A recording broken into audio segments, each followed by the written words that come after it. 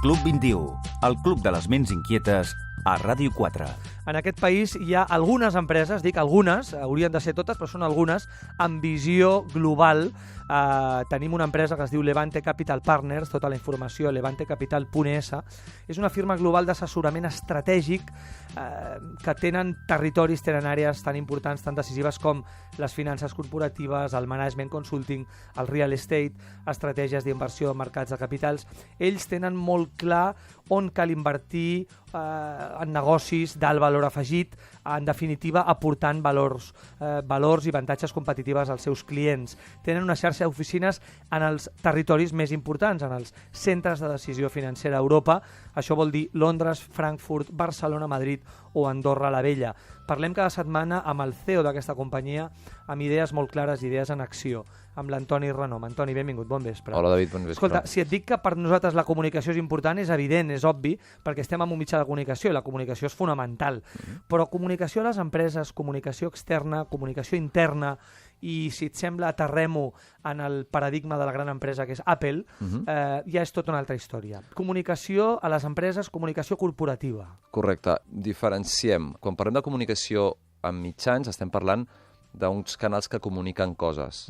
Quan parlem de comunicació en una empresa, estaríem parlant més aviat del generador de les coses. Exacte. En el cas d'Apple, que ens agrada, i a més hem parlat aquí abans Sí. de l'Steve Jobs, i hem parlat d'Apple, no? Com a exemple d'emprenedoria i d'emprenedor i de visionari, etc. Jo crec que conceptes de comunicació interessants d'Apple és un paradigma que fa servir molt intel·ligentment les eines a l'abast a l'hora de comunicar-se. És a dir, els mitjans de comunicació són una eina més que transmet la comunicació d'Apple. Aleshores, pensem en tema de comunicació i empresa. Mira, una empresa al final del dia són persones. Les persones tenen valors, aquests valors quan estan darrere d'un projecte generen una personalitat empresarial, no? Lo difícil per moltes empreses és transmetre aquests valors, aquestes aspiracions o aquests punts, no, de l'ADN propi d'aquesta empresa tant a l'exterior com a l'interior. Apple és un paradigma, jo crec que en molts aspectes té coses bones i dolentes, com totes les empreses, però en el tema de comunicació és un paradigma bastant maco d'analitzar. Cuida la comunicació de com transmet els seus valors des de la tenda a la part de, a l'altre extrem, no? A dalt de tot de la cadena, si vols,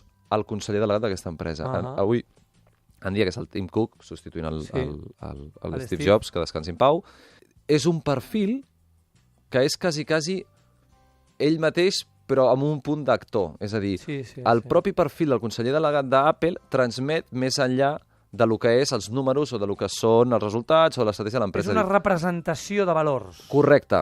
Llavors, quan ell parla, quan fa l'exposició anual en el teatre, quan presenta, no, l'Apple Note, el Keynote, on presenta els nous productes, com ara de l'any, tot allò és una representació virtual a la que, evidentment, hi ha molt de la persona, però que no és la persona, és un exemple més de comunicació. Llavors, vaig als dos extrems, és a dir, a la tenda i al conseller delegat. Llavors, en els dos extrems, Apple demostra que té la comunicació cap a fora perfectament integrada. I cap a dintre diria que també, perquè aquests discursos o aquestes presentacions de producte eren més aviat... O sigui, el públic és la gent de l'empresa, no els convidats de fora. És a dir, és quasi ho fan per comunicar-se amb els seus. I llavors són els seus propis empleats, proveïdors, etc., els que després van a mercat a explicar-ho.